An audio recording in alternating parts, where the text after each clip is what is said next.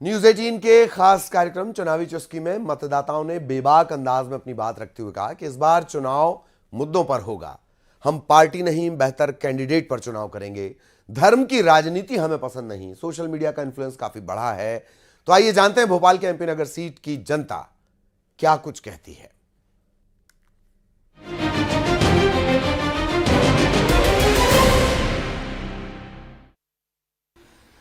तो देखिए, इस चाय की तरह मध्य प्रदेश की सियासत भी इस समय उबाल पर है, और हो भी क्यों ना, क्योंकि मध्य प्रदेश में भाई साहब चुनावी सीजन है। चंद महीने बचे हैं इलेक्शन को और वोटिंग को।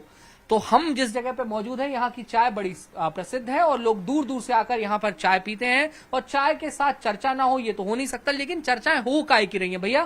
क्या बातचीत चर्चा यही हो रही है, मतलब चुनाव के बारे में चर्चा होती रहती है और चाय चलती रहती है। हाँ, बस ये बोलते हैं कि ये जीत जाएगा, वो जीत जाएगा, इसको वोट देंगे, उसको वोट देंगे, बस यही बातें चलती रहती हैं। और चाय हमारी रोज चलती रहती है, सुबह से लेकर रात तक। तो देख सकते हैं आप, सुबह से लेकर रात तक चाय चलती रहती है और चाय पे चुनाव की चर्चा चलती रहती है। तो हमारे शो का नाम भी है चुनावी चुस्की। हमने अपनी चाय ले ली है, अब आपको लिए चलते हैं चर्चा करने यहाँ पहुंचे हुए उन तमाम लोगों से जो मध्य प्रदेश की सियासत में खासा इंटरेस्ट रखते हैं, जो आम लोग हैं और जो तय करेंगे कि मध्य प्रदेश का भविष्य अब किसके हाथ में होगा। तो हमारी खास शो चुनावी चुस्की में आपका स्वागत है। मैं हूं आपके साथ वासु चौरे। तो चलिए आगे बढ़ते हैं, चाय के साथ इस पूरी चर्चा को आगे बढ़ाते हैं। भैया चाय जरूर लगा दीजिएगा सबके लिए। तो चलिए आइए चाय पियेंगे और चाय के साथ ये समझने की कोशिश करेंगे कि मध्य प्रदेश का इलेक्शन इस बार अपने आप में कितना खास होने वाला है। तो ये सभी जो साथी हैं हमारे, बैठ जाऊं मैं आप लोगों के साथ? बैठिए बैठिए, बिल्कुल बैठिए। तो कैसे हैं आप सब लोग? बहुत बढ़िया, बहुत बढ़िया। क्या मध्य प्रदेश में तो अब सब जगह आपको चुनावी माहौल ही दिख रहा होगा, चुनाव का शोर है। क्या लगता है मध्य प्रदेश के इलेक्शन में इस बार क्या मुद्दे रहने वाले हैं?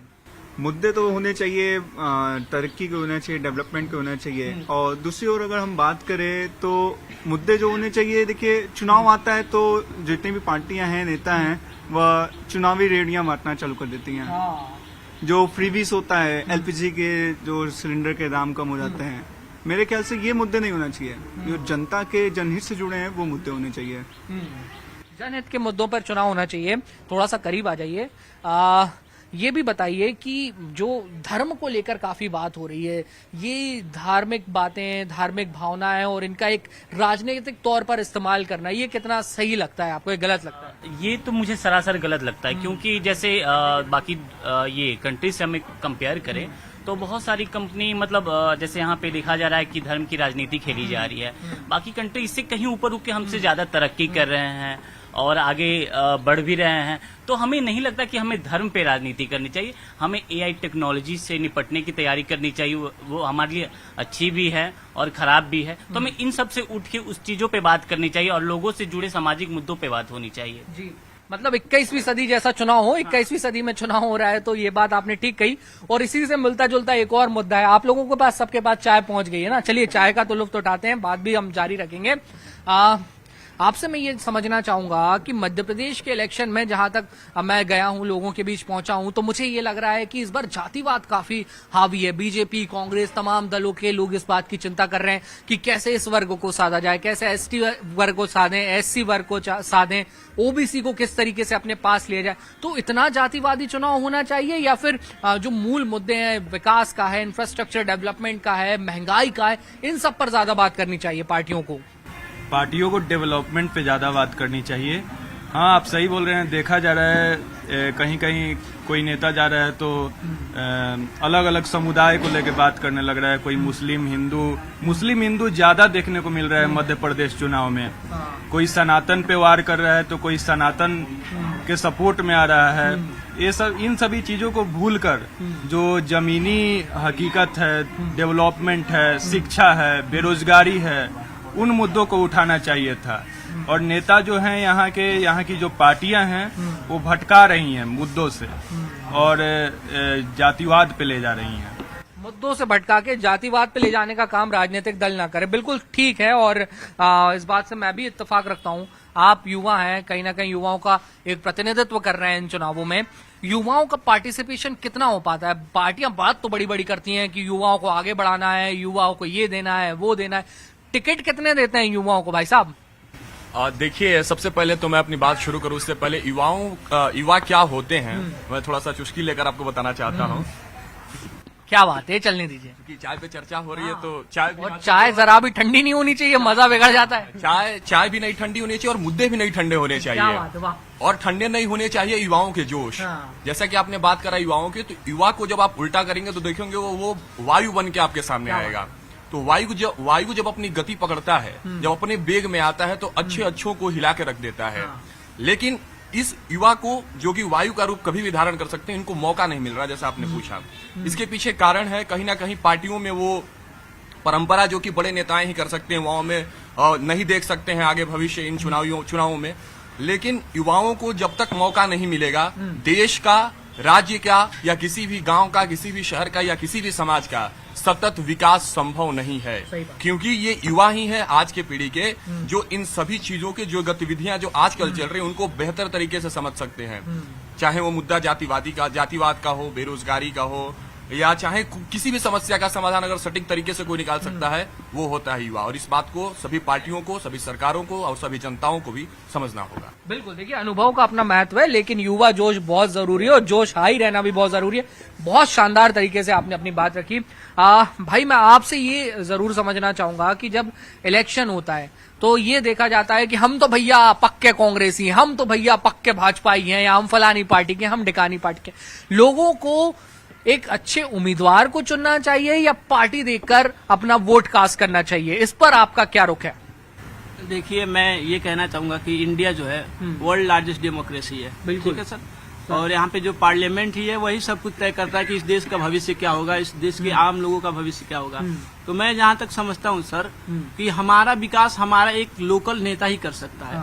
चाहे वो किसी भी पार्टी का हो, पार्टी मैटर नहीं कर सकता। अगर हम अच्छे कैंडिडेट को चुनते हैं, भले ही वो ओवैसी के पार्टी का हो या फिर कांग्रेस से हो या भाजपा से हो, अगर वो एक अच्छा नेता है, लिटरेट है, वो अपने लोकल एरिया है वहाँ के प्रॉब्लम को समझता है, समस्याओं को समझता है, तो सर उससे ज्यादा विकास और कोई नहीं कर सकता है। क्योंकि वो अपने लोगों के दुख को जानता है, दर्द को जानता है, वहाँ की समस्याओं को जानता है। ठीक है सर। तो हमें पार्टियों को नहीं देखना चाहिए, अपने कैंडिडेट को देखना चाहिए कि क्या उसमें क्षमता है वहाँ के जो लोकल क्षेत्र का विकास है उसको करने में। जी सर। तो ये बिल्कुल आपने ठीक कहा कि हमें बेहतर उम्मीदवार के चयन पे जोर देना चाहिए, ना कि आप पार्टीगत वोट करें। ठीक है, इसको लेकर लोगों की अपनी अपनी राय हो सकती है। सोशल मीडिया का एक तगड़ा इन्फ्लुएंस, खास तौर पे 2014 के जो चुनाव हुए, जब देश भर में मोदी के नाम की एक वेव चली, लहर चली, आंधी आई, और ये कहा गया कि मोदी की सफलता के पीछे एक बहुत बड़ा कारण था कि उन्होंने सोशल मीडिया का बेहतर इस्तेमाल किया था। और अब चुनावों में ट्रेंड देखा जा रहा है कि जितना चुनाव जमीन पर लड़ा जाता है उतना सोशल मीडिया पर लड़ा जाता है। तो कितना लोग इन्फ्लुएंस हो रहे हैं सोशल मीडिया से, और इसका क्या आप प्रभाव और दुष्प्रभाव दोनों देख रहे हैं? चुनावों में सबसे अहम चीज जो मायने रखता है वो हर एक पॉलिटिकल पार्टीज जो होती हैं वो अपना नैरेटिव सेट करना चाहती हैं, और उस नैरेटिव सेटिंग में सोशल मीडिया जो है वो एक अहम भूमिका, सारी मीडिया अहम भूमिका निभाती है, लेकिन सोशल मीडिया के साथ अच्छी बात यह है कि वो ग्राउंड तक पहुंची हुई है, वो सतह पे है। तो जो पॉलिटिकल पार्टीज हैं वो इजिली ग्राउंड पे भी काम कर लेती हैं और सबको अपनी बातों को ग्राउंड तक ले जाना है, ग्राउंड से ही वोट उठाना है। आखिर आपको चुनाव तो विधानसभा में लड़ना है ना भाई, गांव से वोट लेना है ना। तो नैरेटिव जब वो सेट कर देते हैं, नहीं भाई हम किसानों की पार्टी हैं, नहीं भाई हम गरीबों की पार्टी हैं, नहीं भाई हम बिजनेसमैन की पार्टी हैं, तो सोशल मीडिया इसमें बहुत ज्यादा भूमिका निभाता है। वो आइडेंटिफाई कर पाता है कि नहीं भाई फला जो है ये मेरे व्यक्ति हैं, फला जो है ये मेरे व्यक्ति हैं, मुझे इन्हें वोट देना, वो कैटेगराइज कर पाते हैं इजीली। तो सोशल मीडिया का एक बहुत बड़ा योगदान है। अब पॉलिटिकल पार्टीज में बहुत बड़े बड़े स्ट्रैटेजिस्ट आ गए हैं, थिंक टैंक्स आ गए हैं, सोशल मीडिया रिसर्च होने लगे हैं, कैटेगराइजेशन होने लगा है। तो ये सारी चीजें हैं, और मैं स्टूडेंट हूँ डिजिटल जर्नलिज्म का, तो इन सारी चीजों को बेहतर समझता हूँ। और लेकिन ये काबिले तारीफ है, क्या जबरदस्त आपका एनालिसिस आपने करके रखा हुआ और आप समझ रहे हैं कि कितनी सारी चीजें हो गई हैं। अच्छा, हमारे देश का, प्रदेश का, मध्य प्रदेश की बात करें तो एक बड़ा इलाका ग्रामीण इलाकों में निवास करता है। वो मुझे नहीं लगता कि इतने बड़े पैमाने पे लोग इस बात को समझ पाते होंगे कि किस तरीके से नैरेटिव सेट करने का काम होता है, किस तरीके से इन्फ्लुएंसिंग करने का काम होता है, और कितने बड़े बड़े लोग इस चुनाव को मैनेज करने में लगे रहते हैं। लेकिन कई बार होता है कि इन सब चीजों की आपाधापी में ये ये धार्मिक एजेंडों पे, पॉलिटिक्स पे और अन्य तरीके के बयानों पे जिस तरीके से खबरें चलने का सिलसिला शुरू हो जाता है, कहीं मूल मुद्दे उसमें पीछे रह जाते हैं। ये एक समस्या आपको लगती है? देखिए, मूल मुद्दे जो हैं वो होने चाहिए, उभर के सामने आने चाहिए। जो मेन क्या है कि पॉलिटिक्स में आ जाते हैं और मुद्दा जो चुनावी रेडियां रहता है उसको मेन मुद्दा यही आ जाता है चुनावी रेडियों का, और जनता का जो विकास का है, जो उनके जमीनी मुद्दों से जुड़ा हुआ है, उनको सामने लेकर आना चाहिए। ये सही बात कही आपने कि जमीनी से जुड़े हुए जो मुद्दे हैं उन्हें सामने लाने की बेहद जरूरत होती है। कई नेता हैं कहीं ना कहीं विवादित बयान वो देते रहते हैं, इन बयानों से बचना चाहिए। पब्लिक इनसे कितना ताल्लुक रखती है, इस तरीके के बयानों से? बयानों से तो प्रभाव पड़ता है, अलग अलग बयान आ रहे हैं। सबसे ज्यादा कोई मतलब धर्म को लेकर ज्यादा बयान आजकल देखे जा रहे हैं हमारे समाज में। धार्मिक मुद्दों को उठाया जा रहा है बार बार, जिससे हिंदू मुस्लिम हो और वोट एक पक्षीय आए, इधर भाजपा की तरफ है तो फिर मुस्लिम समुदाय उठाएगा बयान, कांग्रेस सनातन पे वार करेगी तो कांग्रेस को मुस्लिम पक्ष का वोट आएगा। तो इन सभी चीजों को बार बार पिंच किया जा रहा है, बार बार उठाया जा रहा है, जिससे वोट एक पक्ष में जाए। तो इन सभी चीजों से बचना जरूरी है। इन सभी चीजों पे ध्यान न देकर मुद्दों को देखा जाए। समाज में ग्रामीण इलाकों में सबसे ज्यादा मुद्दे हैं जो जहाँ बड़ी बड़ी पार्टियां पहुंच नहीं पाती हैं, तो वहाँ अपने उम्मीदवार को देखा जाए कि कौन उम्मीदवार यहाँ बेहतर डेवलपमेंट कर सकता है, उसी को वोट करना जरूरी है। मूलभूत मुद्दों पे बात करना, उनका ध्यान रखना, ये बेहद जरूरी है। इलेक्शन कैसा लग रहा है मध्य प्रदेश का? टाइट लग रहा है या कहीं एक तरफ शिफ्ट होता हुआ दिखाई दे रहा है? देखिए, कुछ कहा नहीं जा सकता क्योंकि ये चुनाव है और चुनाव के बारे में कहा जाता है कि जितने बरसाती मेढक जिस तरह के जो नेता हो जाते हैं, जो चुनाव के बाद 4.5 साल तक तो नजर नहीं आते हैं, लेकिन जैसे ही आखिर ये 6 महीने 5 महीने जैसे नजर आते हैं। कभी किसी बड़े शायर ने कहा था कि लगता है नेताओं के गर्दन में झुकाव आ गया है, लगता है सरहद पर फिर चुनाव आ गया है।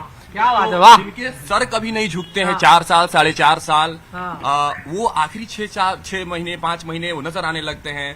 हमारे पास, आपके पास, तमाम जितने वोटर्स हैं उनके पास लगते हैं घूमने, और बस एक ही मांग कि हमें जिताए, हम काम करेंगे। जीतने के बाद काम कितना होता है और काम का तमाम कितना होता है, ये पूरी दुनिया और पूरा देश देख रहा होता है। लेकिन फिर भी वही होता है कि 4 साल 4.5 साल हम लोग भी उनको सीधे सीधे एक भाषा में कहे तो गरिया रहे होते हैं, और फिर जैसे 6 महीने 5 महीने आते हैं हम लोग भी फिर ठीक है नेताजी आप ही के साथ हैं।